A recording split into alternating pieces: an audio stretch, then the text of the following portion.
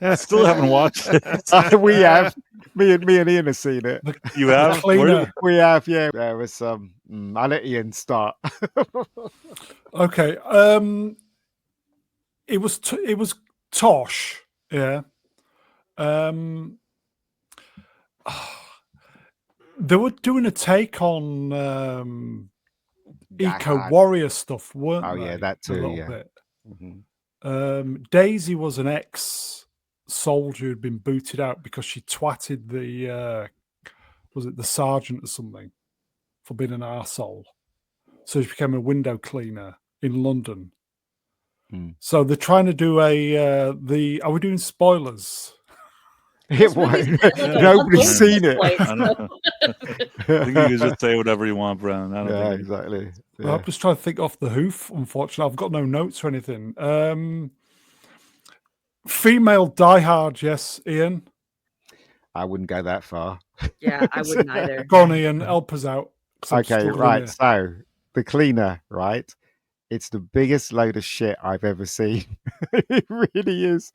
Right, I tell you, right, from the first frame to the last frame, it was absolute bollocks. Why? Right, so we start off with Daisy. She's 7 years old, right? And she's in a council flat.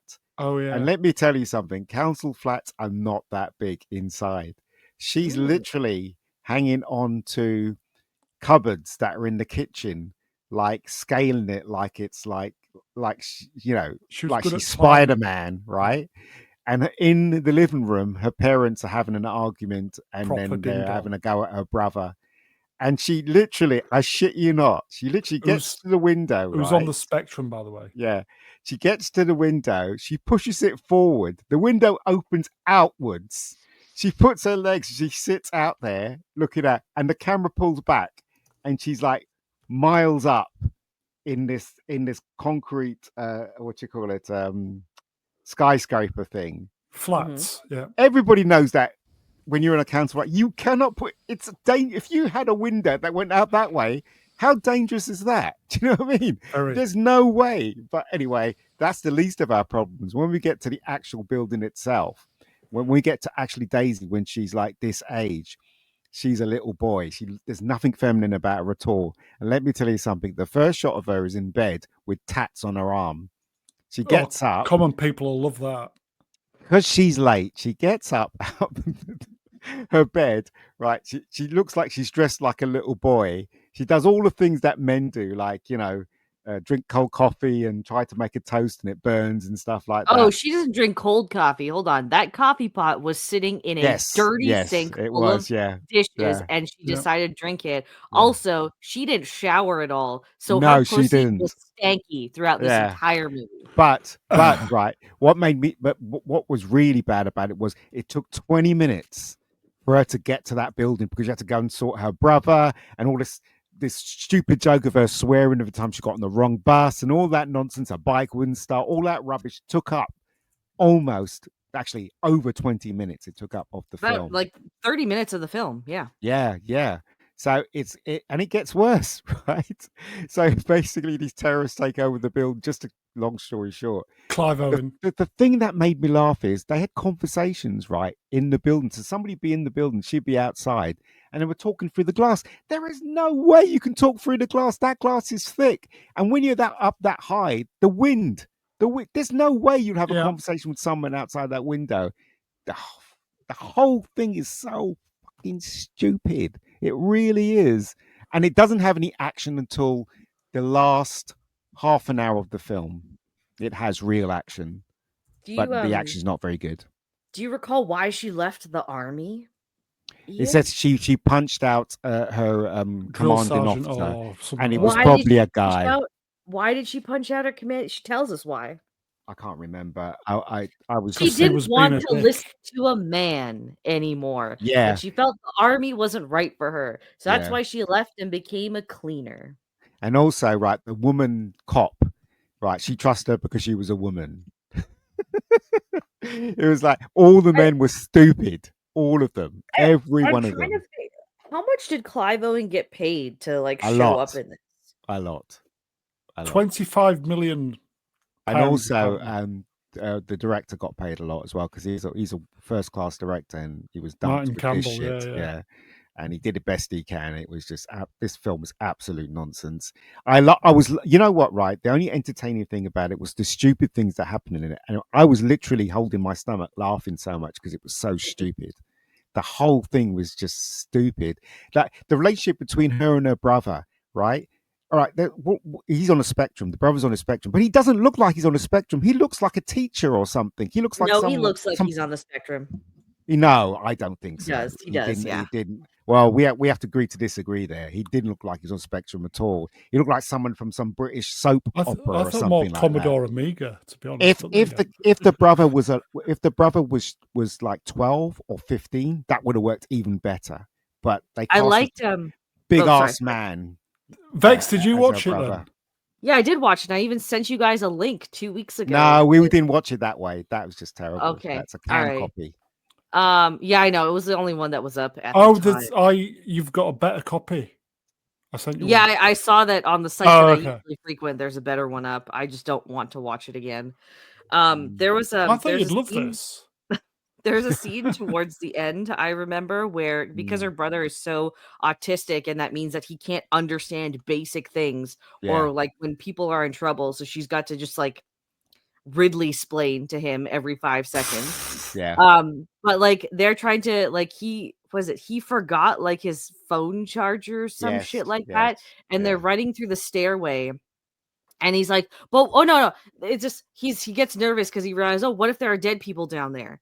And then she starts trying to explain, well, remember when Thanos did this in the marbles? I was like, oh yeah, that's a bit. Yeah. Oh my! Get the Infinity Stones, and he's like, "Oh, the Infinity Stones. Okay, let's go then." And then he just like because he had hacked the school's computer, that's why he got kicked out or whatever. He somehow knows how to also hack the computer of this super billion-dollar oil company. The bad guys don't really have a motivation, so like the company. Or like the building that Daisy Ridley is a cleaner for.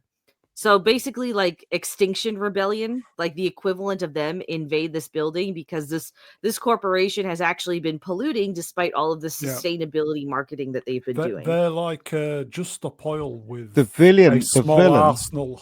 Yeah, the villain. The villain's plan is to kill everybody, including himself. That was his plan. He just didn't care. But like, it didn't make sense because Clive Owen was the leader, and he came in because like, oh, we just want them to say something so that the world knows. But then the other guy, the secondary guy, decides to kill him because that's not enough. And then his grand plan is to commit death in Minecraft. With a bunch of people, and then that will make people care about the environment. Yes. That's how stupid the script is. Also, right, I didn't recognize him until he started talking to her outside when she was hanging on the window. I said, "Oh, that's that guy in the beginning that was talking to her. That was her friend." Didn't recognize her at all. Did anybody see the cameo from Greta? No. Was Greta in there? No, I just made that up. Oh, I was kind of excited for a moment. Should have been the first one. Should have been the first one I shot dead. What about the bit where she tells the police to shoot at the window? So they shoot at the window, right? It doesn't matter how many times you shoot at the window. She's never going to break through that window. Have you been in tall building? He broke it with Thor's hammer. Also, right, just a little fact about this film. That building that you see all the time, I used to work in that building. I used to be a cameraman in that building. Really? I know exactly what that building is, right? So I know I've been up that building so many times. I worked there for 5 years, and those windows are really thick, thick. It has to be thick if the building's that tall. And as I said, there's no way you can hear anyone talk if you're that high. The winds will be really strong. You know, the whole movie is just stupid. You said Daisy's company produced this, though. Yes, apparently so. That's what I've been told. I don't know if it's true. I think she owns that company that produced it, or one of the companies that comes up in the beginning. Apparently, I like how they put Clive Owen's name on there, and he's only in it for like 15 minutes. Not even, in all honesty. Yeah. The action doesn't really take place until like the last 15 minutes. On top, Daisy Ridley is just stuck on a window cleaning platform for basically all of the movie. Okay. Okay, so chamois leathers out of 10, Ian. I would give it 2 because I laughed at everything. Every stupid thing that happened in this film, I laughed. I was belly laughing at it. It was so bad. But, I think some people will watch it and, normies will watch it and go, oh, it was all right. Do you know what I mean? But, when you watch Die Hard, everything that happens to John McClane, you're at the edge of your seat. Oh, yeah, everything. Yeah. With this, right, all I'm thinking is, Jesus Christ, get on with it, will you? Do you know what I mean? I'm so bored. Okay. But anyway. Vex, chamois leathers out of 10. I'm gonna give this one 2.2 stinky beef sandwiches out of 10.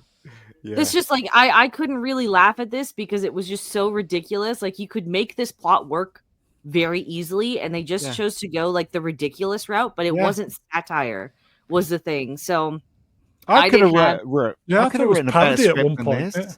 I could have written a better script. If they said to me, "This is the idea," I could have taken it in another direction. Right. You know what I mean? So I'm just like, nothing about this was very interesting. The action wasn't there. Daisy Ridley can't act, and I haven't seen her in Star Wars, so I was just wholly unimpressed. The whole I'm not supposed to like capitalism, but like also I need to support like communist groups that are also funded by capitalist ventures. It was pretty funny. Like it's just like there's zero awareness to $25 million budget apparently.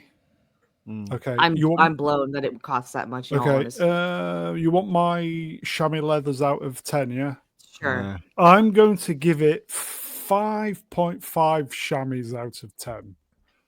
While it's not perfect, I did enjoy it, Ian. It was shite, but I enjoyed it, and I didn't look at my phone once. Each to their own. That's all I can say. And Daisy looked not bad, to be fair. Daisy would look so much better if they dressed her as a girl, a woman, a young, pretty woman. But they didn't. They made her like a boy. She looked like a boy. Right. Get the titties out. Why are you gay? I'm not. Listen, I can just appreciate a woman's form. Okay. Yeah. And this was clearly a film that was meant for a male audience, and you don't even play up the best aesthetic part of your entire film. Well, while I was watching this, I was just thinking throughout the movie, I cannot wait for the Ray skyscraper movie that's on the way, folks. What's that G20 one? That's gotta be laughable as well. That one. What? But, yeah. Is it G20? What's that one where the president, what's her name, is playing the president? Yeah, G20. G20. Yeah. Okay. And on that bombshell as well. Shall we move on?